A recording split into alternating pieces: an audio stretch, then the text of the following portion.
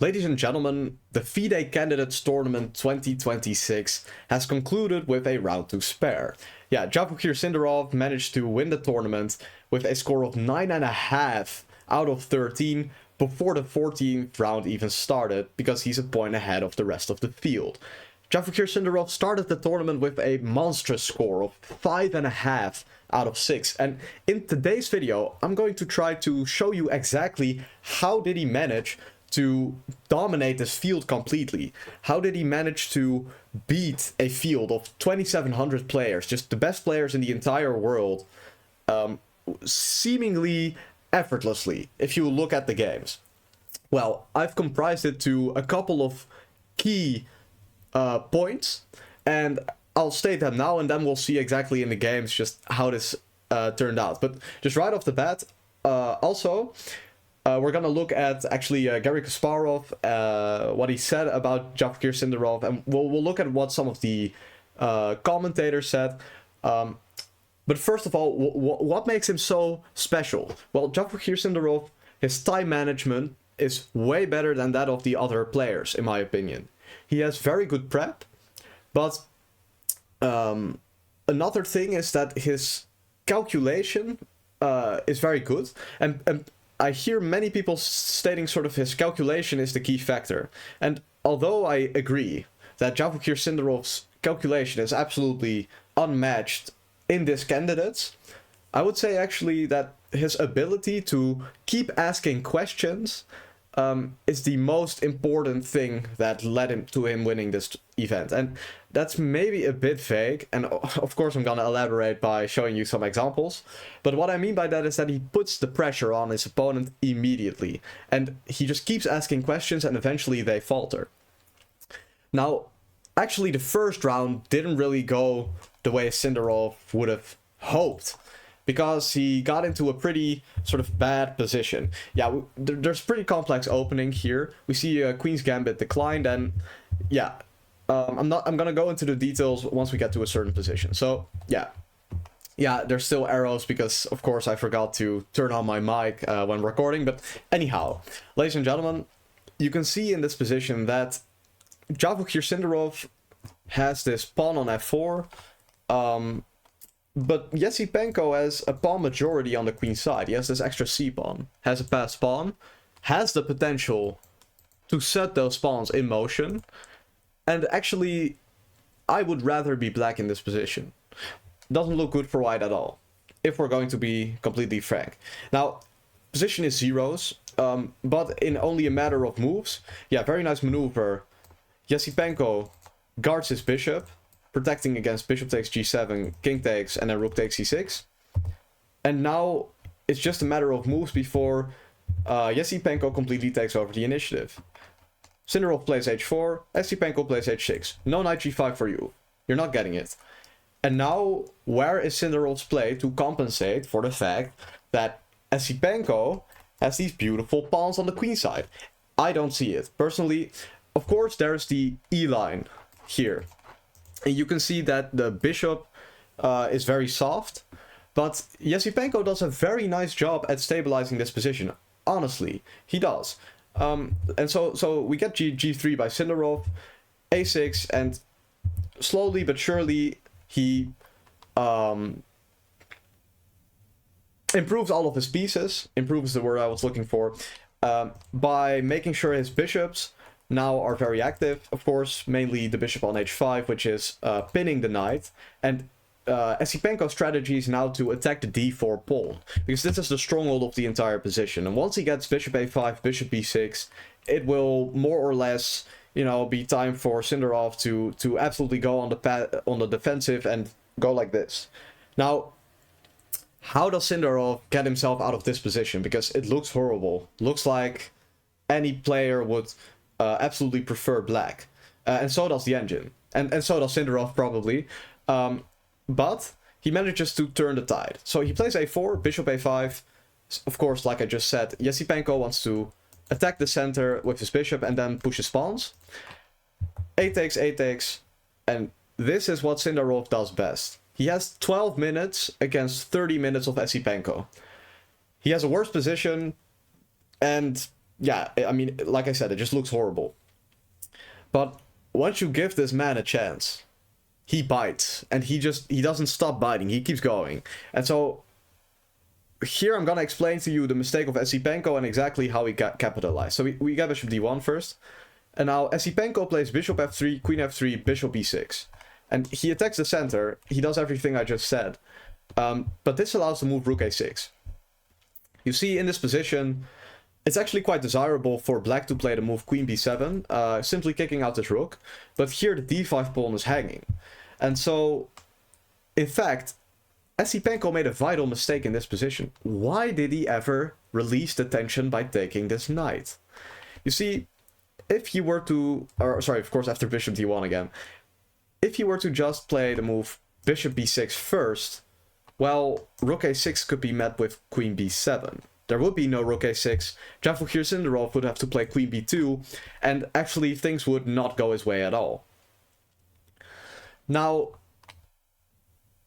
I have no clue as to what Esipenko missed, because of course it's relatively simple, actually, but when you're at the board you can see all sorts of ghosts. It's the first round of the candidates, many nerfs, maybe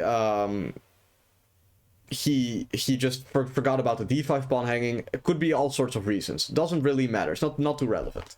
But what we can see is that rook a6 comes, queen b7 is impossible, and immediately this man Javokhir Sindarov, he takes his chance. Dynamical feel with only 6 minutes on the clock is absolutely amazing. Now, of course, the move rook a6 is very intuitive. Doesn't really say too much yet. But after knight takes d4, he plays queen h5. And I think, of course, he saw this, but this was his idea the entire time. You see, he's a sort of, kind of like a game of Kasparov. He somehow manages to find a way to point all of his pieces towards the king. May not look like it. May look like this rook is attacking this bishop. And once this bishop moves, that black is fine. I mean, he's up a pawn after all, a passed pawn. But, ladies and gentlemen, this is mate in 3. Because he can sack this rook. And when he takes, there's check here and mate. And of course, if you attack the queen, that would be checkmate. So, the bishop isn't to be moved. And somehow all of these pieces pointed towards the black king make it absolutely impossible for Esipenko to play this position. Has to sacrifice the rook, takes back, plays queen c6, bc4, bc4. Yeah, bc4 is a mistake apparently, but yeah, the rest of this game is just Javokhir asking more questions. He's just in a winning position and he just phenomenally executes Esipenko here. For lack of better words, I mean, that's just the way it went. Repeats once, rook e6, beautiful finish, also, you know, ending in checkmate, just like this. I mean, the player resigned, but this is what could have happened. And Javokhir manages to pick up the game. But you can see that everything went wrong for Sindarov in this game. He got out-prepped, low on time, worse position. That's maybe the worst scenario he could have imagined before going into the candidates.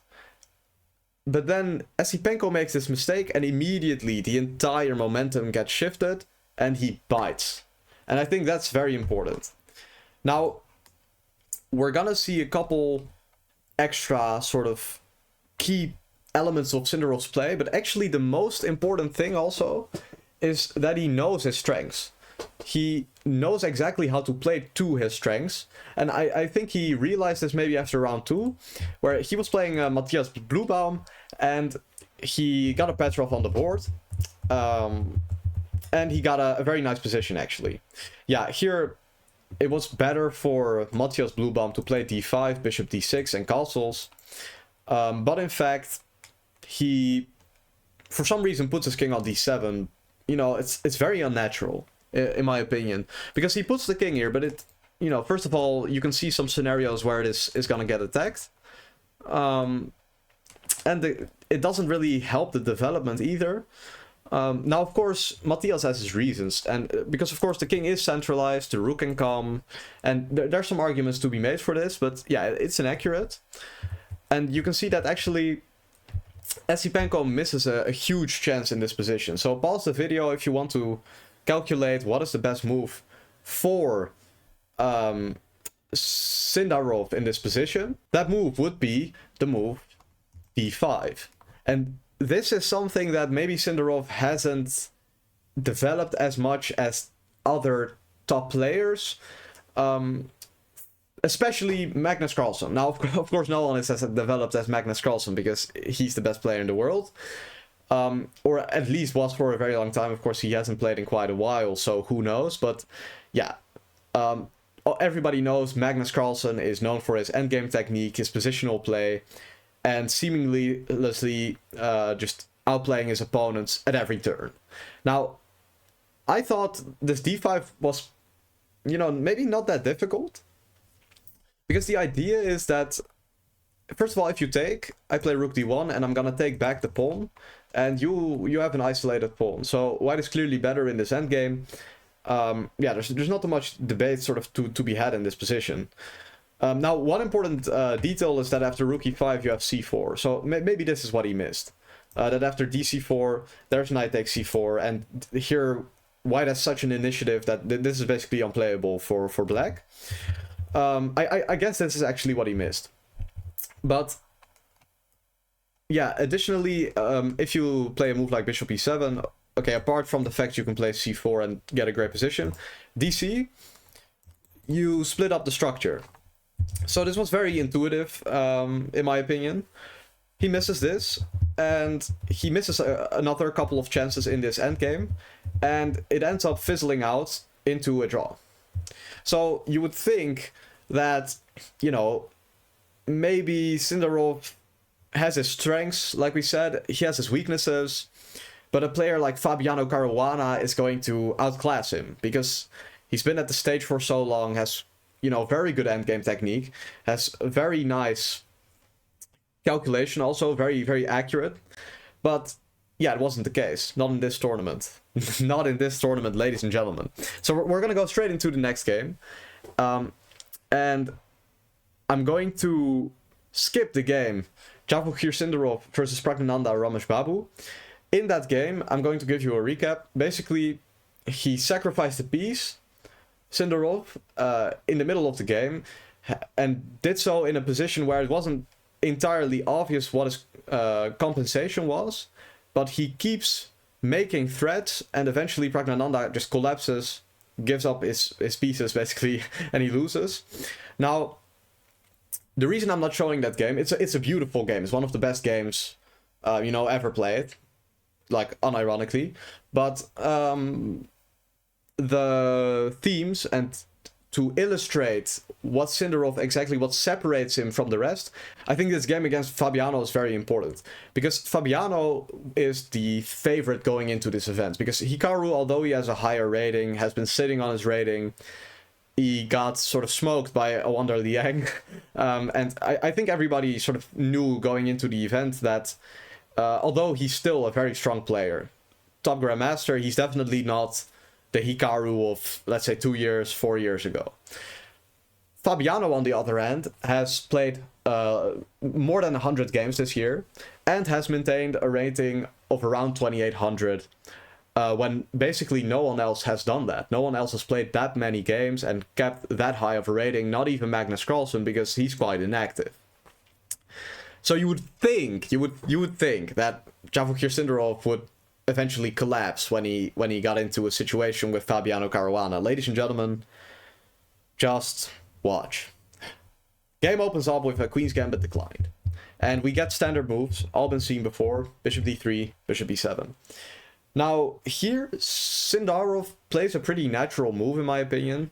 Now, I'm no 1d4 player, so, you guys can tell me if this is some type of theory, if Fabiano's prep was just very bad.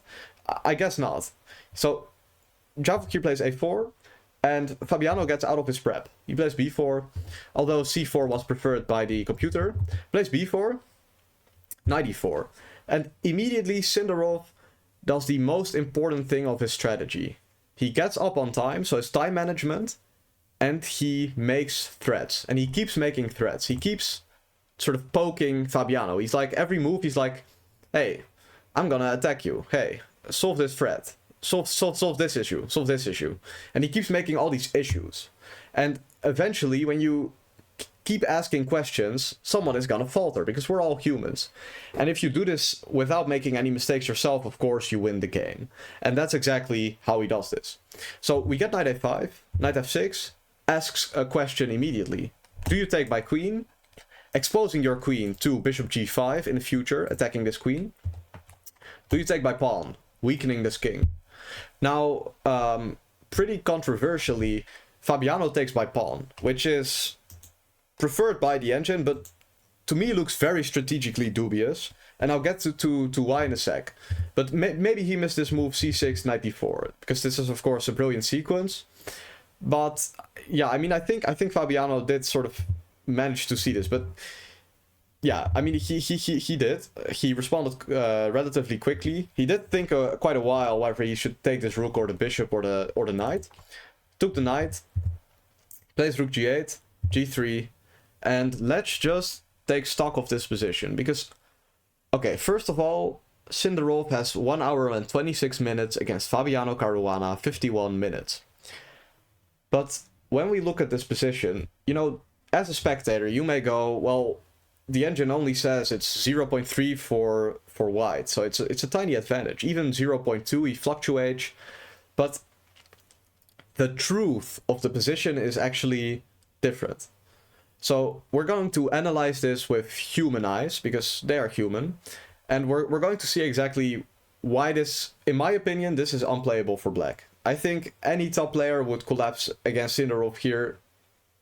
Yeah, I stand by that statement. Now, why is that? Why is that? So, when we look at the position, we can see, first of all, pawn on a6 is just hanging. Like, he can straight up take the pawn. It's just a pawn. Pawn on h7 is also straight up hanging. And then, of course, the pawn structure is collapsed, so an endgame could be very risky. Bishop is unprotected, so, you know, when a rook comes there, this becomes very soft. And then another key element is the open bishops. And then the most important thing I have not mentioned yet, that is this king. Where's the king going? Just strategically, if you give black a couple of moves, where's that king going? Because he obviously can't castle long, because you take the pawn and it's gonna be checkmate. I mean, the rook is on the c-line, it's easy enough. But he can't hide on f8 either, because there's bishop h6. And, I mean, you're definitely not putting that bishop on g7, you know, in front of your own pawn, sort of negating all of these squares, you know, allowing the rook to come to c5. Definitely not happening either. So what exactly does Fabiano do here? Now, the engine suggests he takes this pawn, and he allows Sindarov to unleash hell on him by means of bishop e3, queen d5, f3, rooks coming into play. Of course, not immediately, because then he would take here. But yeah, he has threats of bishop e4, bishop c4, the rook can come to the c-line, a6 pawn is still hanging. Absolutely horrible for black, in my opinion. So instead, Fabiano's human, plays f5, prevents bishop e4, prevents bishop takes h7. And now Sindarov plays actually a very simple game of chess. First of all, he plays bishop c4, sort of threatening this bishop takes c6 move, because the rook on g8 is hanging. Right, so like, let's say you play rook b8, you get this, takes, queen e7, and you take the rook. So, we got rook g4. Plays another human move. And in these moves, evaluation has gone from 0.3 to plus 1.3 for white. So, only human moves have been made. And in fact, position is, you know, more or less losing for Fabiano. If you, like, let's say you let two engines play against each other, this is losing. Now, bishop e3 happens. Plays rook c1, just gets another piece into the game. And the question in this position he asks to Fabiano is actually very simple also. He just says, okay, yeah, so you guys can see this battery. So, yeah, actually I'm attacking this pawn on a6, and then, like, when you put your bishop on e7, I'm just gonna take it. So, and that's just what he did. So he just straight up took this pawn. Of course, if a5 were to happen, bishop b5, this king has to go to e7, which is absolutely sort of comical. It's just ridiculous. And after bishop c6, you know, he trades the strong piece, only strong piece on the entire board, and he manages to checkmate in short order, basically. So this, of course, isn't possible, so he has to sack the pawn. And actually, Fabiano just didn't get a single chance after this happened. He just keeps developing his pieces, trades that very strong piece, like I mentioned earlier. Really, the only good piece in this position that black has is the bishop on d5, which is sort of all of this compensation, covering these beautiful light squares, especially on the king side. You know, like you could imagine a pawn coming to h4 and some type of attack getting into play, or maybe a pawn on h5 and a pawn on f4. He just trades this bishop, says, no, it's not happening. He just takes it. And now he's just winning. And he just converts it seamlessly and easily wins the game. Now, one thing I forgot to mention all the way back here is actually how much time was spent. First of all, Fabiano spends 20 minutes on f5. So 126 versus 34. Bishop c4, rook g4. 1 hour and 15 minutes for Javokhir Sindarov against 60 minutes for Fabiano-Caruana. And yeah, he just got very low on time, basically. And yeah, I mean, he just kept playing quickly. Even when he had a lot of time, Sindarov keeps asking questions to his opponents, even when they're low on time, and he wins this game with 42 minutes remaining on the clock. You can also see how he doesn't stress when he's in a better position. He just keeps asking questions, very surgically just removes Fabiano-Caruana, and he just wins. So that was this very important game, and I think this is key to Sindarov. Now, he's won 2 games at this point, and something I saw Garry Kasparov said about this, or maybe not about this, but actually about momentum in chess, is that he says that when you win a couple of games like this, in this fashion, because he beats the world number 2, because, I mean, yeah, we can safely say that Hikaru is not world number 2 because he's been sitting on his rating. In just a completely domineering fashion, he beat Praggnanandhaa also, and he won the first round against Esipenko. Had one draw against Bluebaum, but also got a better position in that game. He's been dominating. And when you dominate, you know, I've also had this on the European Youth Championships, of course, on a much lower level than these absolute chess monsters, but still, the competitive element remains the same. You get into a sort of different state of mind. And when you get the momentum, the entire tide of everything, it shifts. It shifts completely. And how does that happen? Well, you get more confident. You stop second guessing yourself. You know, for example, in the first game, Sindarov got quite low on time. Didn't happen for the rest of the tournament, really. And he also manages to get a lot more confidence in his calculation, because of course when you outcalculate 3 of your opponents, chances are you'll outcalculate, you know, the rest of your opponents as well. So you get way more confidence. It's very logical, and your opponents, they can sense when you make a move and you know that it's good. Like there's something sort of maybe mystic about it. When you make it in a certain way, your opponent can sense what's coming. He can sense the danger. And this is a psychological element, of course, based on sort of empirical data, you could say. Yeah, I mean, Kasparov's lived experiences and and mine. No, and of course that of, you know, many top players. Now, these factors combined make Sindarov an unstoppable force, because he has very nice time management, good calculation, prep that gives him the positions that he wants. This is very, very underrated also, because people say he has good prep. Okay, everyone has good prep. Fabiano has good prep. Anish has good prep. I mean, of course, we're at the candidates. Like, oh, but why is Sindarov's prep better, I guess? It's because Sindarov plays the positions he wants. And you guys could see here that against Bluebaum, he got into this endgame type of position, and yeah, it didn't really work out for him. He didn't manage to beat Matthias Bluebaum in a better endgame, and so for the rest of the tournament, really, he's just been playing very sharp positions. So for example, in his game against Hikaru Nakamura, you can see that he's playing black, and he accepts a pawn sacrifice, and he's very well prepared. And here, yeah, we all know that short castles, a novelty, wasn't in Hikaru's files, and he ends up spending 60 minutes on his move, and then he plays the wrong move. So then Hikaru lost this game, basically. But you can see how Sindarov's prep leads him again into an absolute mess of a position. It's just completely unclear. I guess he had analyzed this until it ends in a draw after this move 94, which should have been played here after castles 94. But regardless, he plays what he wants, and he does just that. He does just that. He just plays these sharp positions. Another example of this is his game against Wei Yi, where he plays black, gets, you know, kind of a boring position, actually.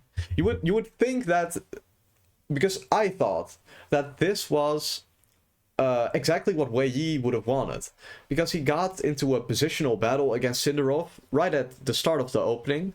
He's still in his prep. Sindarov is not, because I mean, who plays a3 here? Absolutely nobody. But Sindarov manages to make this position dynamic, because he's got the two bishops, and this was also quite spectacular, actually. So first of all, he plays a5, and the idea is just to grab space with a5, a4. He wants to prevent b4 from happening, and also after knight a4, he gets the a7 square for his bishop. a5, knight e5, and somehow Javokhir Sindarov has managed to create, again, a very dynamic position where he gets the open file, gets dynamic play in return for a strategic weakness, you could say. Sort of like against Hikaru. And in this game also, he keeps asking questions, and he manages to outplay Wei Yi. Now, here the time situation is that Sindarov has 1 minute and 31 on the clock. Wei Yi has 1 hour and 52 minutes on the clock. a4, he spends about 3 minutes on this move. b4, he spends about 30 minutes on this move. So you can see that there's some sort of effect going on here, because, I mean, what other move is Wei Yi gonna play in this position? I mean, it's a little, maybe sort of weird for me to ask this question, but there's only a couple moves he can make, because the only play that could come from Wei Yi's position is when he plays b4. And otherwise he can make a waiting move, like king h1 and maybe like rook fd1, but yeah, there's not too many options. So then I think Sindarov, if he were to have the white pieces, I think he would play this move b4 in about 10 minutes. I think he would just calculate, see that it gets a sort of type of dynamic in the position, and he just goes for it. I think this is how it works, but yeah, I mean, feel free to correct me if I'm wrong, but no, but yeah, I think that I'm very, very sort of certain in this, because the tactics just work out for white. The main tactic being that if everything gets traded and there gets a rook on the A line, there's some bishop takes f6, rook a8, attacking the rook on g8. So yeah, taking on a3 is quite risky. He doesn't do so. He plays bishop g4. Not the best move according to the engine. But it doesn't really matter what the engine thinks, because Wei Yi is not an engine. So when b4 gets played and bishop d4, immediately he sort of spoils his advantage and takes on f6. Yeah, rook 81 was to be preferred in this position, after which Sindarov has many avenues of play. Yeah, chess.com, why does my board get gray when I make a random move? This is very annoying. Fix this, please. But anyway, rook g6, I digress. He can, of course, double on the g line and try to push the h-pawn. He's very solid. This bishop is out of play. It has to go to g3 at some point, where it's looking at e5. This bishop looks marvelous. So actually, I think a rook sack might be on the card for Wei Yi, but this position looks strategically pretty risky for white, actually. Because you would think with this pawn that maybe there's some risks for Javokhir, but no, I don't think so. I think this is risky for white because of this bishop. And this strong bishop. You can sort of compare these pieces and the truth of the position gets exposed. So okay, he takes on f6. Excuse me. And let's refresh. Yeah, and Sindarov grabs the pawn. And he's just winning now. So he's just winning again. And yeah, even though he makes a couple of mistakes, it doesn't really matter. Because Wei Yi has 50 minutes and Javokhir has 59. So again, he's just up 40 minutes on the clock by now. So even though he doesn't play the engine move c5, but instead plays king f8, trying to bring over the king and the rook, which is pretty massive. Even though this may be a mistake, practically, okay, is Wei Yi going to play the move rook b1 followed by like b5 or something? Like I don't like, guys, why is rook b1 the best move in this position? I don't know. No clue. And neither does Wei Yi, because he plays queen h5 and king h1. He just makes a couple of natural moves. We get c5 anyway. And yeah. Yeah, so you can see that he makes some mistakes in the conversion again. Here after bishop e5, it's just very solid. There's really nothing that Wei Yi can even do, because there's no checkmate because he has king g7. He's just up a pawn, can push the c4 pawn. Plays rook e8. It's maybe a bit too much. Because you can see that now Wei Yi gets some pressure. The d6 pawn is weak, f4 pawn is weak, c5 pawn is also weak, actually. And so these pawns starts dropping off the board. And this is actually, you know, not very good technique by Sindarov. But because he has 49 minutes to 6 minutes, it just doesn't matter. Like I just said, it doesn't matter. Because even the best players in the entire world, they cannot, with 6 minutes, find all these engine lines. And so he plays rook takes d6, it's a mistake, and he just loses the game. So, yeah, I mean, he gets checkmated, basically. So, yeah, he has to trade the queens. I mean, otherwise he would get checkmated, is what I should say.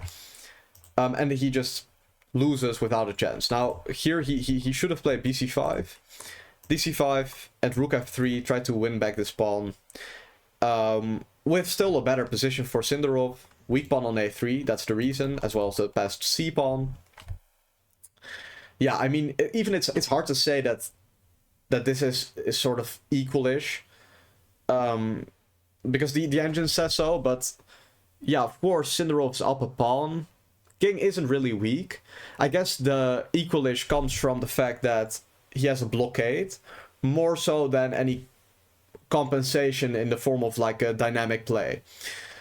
So yeah, this is the key element of Sindarov's play. He keeps asking questions. Don't forget it. Don't forget it, ladies and gentlemen. And yeah, actually the same thing happened in the game Javokhir Sindarov against Praggnanandhaa, but then Sindarov has the white pieces. We get this opening, which somehow they're both not familiar with. Whilst, guys, like, I have had this one on the board with the black pieces. So this was actually very funny to me because, yeah, I've had this position and I sort of knew the moves you need to play. And they did not know the moves you need to play. So that's quite funny to me. But yeah, we get h3. And yeah, rook d1 and g3. And yeah, because the commentators were saying during this game that Sindarov is going to play in this position either castles, or he's going to play rook d1 and then castles, and there's nothing else he could do. After takes, he's going to play rook f2, he's going to push these pawns, and we'll get a mess. But yeah, I mean, he didn't listen to Peter Svidler. He just plays g3 in this position. He just says he's not going to take. Now, yeah, it's quite a peculiar decision. It's hard to say, you know, whether it's a good decision or not. It's not really too relevant. What's relevant is what comes next, actually. So again, we sort of get the same type of positions. Rook h6 takes, rook f1, and now I think there. Wait, yeah. Also, he should play king g7. But anyhow, he plays king g8, And this is where momentum comes in. This is the psychological thing that Kasparov was talking about. Because Praggnanandhaa has, one, already lost to Sindarov by Sindarov sacrificing a piece. And here he also sacrificed a piece. Two, Praggnanandhaa has, except for the first round in which he unfortunately beat Anish Giri, because of course I'm rooting for Anish. He did that in quite a great fashion. He hasn't been himself this tournament. He hasn't been himself actually for a couple months. If you've been following chess, Praggnanandhaa was really at the peak. And now, yeah, he's still very high in the candidates, but he's coming down a bit. And he makes a very uncharacteristic blunder. And yeah, the commentators were speculating on what he had missed. And I think it's the following. So first of all, he should play bishop e6. And just prevent the rook coming to f7. Now, here, rook f7, the commentators, so Peter Schudler and Jan Gustafsson, yeah, I recommend watching them, by the way. Very, very nice commentators. But anyhow, they were speculating that after queen e6, he missed the only winning move in this position, which is, in fact, rook 7 to f6. Which is maybe a little... You sort of expect him to go rook 1 to f6, after which queen g4, there's some type of perpetual here. Probably Praggnanandhaa saw this, missed this one, after which he's just completely losing, because of course queen g4, I can just take your queen, take your rook, and you can resign. Yeah, and then... Okay, the rook is on f7, what are you going to do? So Praggnanandhaa spends some time, takes the rook, because he realizes he's made a mistake. But yeah, this position is lost, and yeah, pretty seamlessly, again, Javokhir just converts this, because it's not really too difficult. Because yeah, he just gets these pawns, and he just pushes them, basically. So, yeah, it looks pretty complicated, I guess, but... Yeah, it's not really. It's not really. So, yeah, and also in this game, again, he wins with 1 hour on the clock. So I think we've now demonstrated, we figured out, and we've demonstrated exactly what makes Javokhir so good at this candidates tournament. So I hope you guys enjoyed this analysis of his play. And I wonder if you guys agree with me also, because yeah, I thought about this for a bit, and I came up with this. I think... I'm quite accurate, but I would like to hear your thoughts. And then, of course, yeah, subscribe to the channel, and I'll see y'all later. Peace.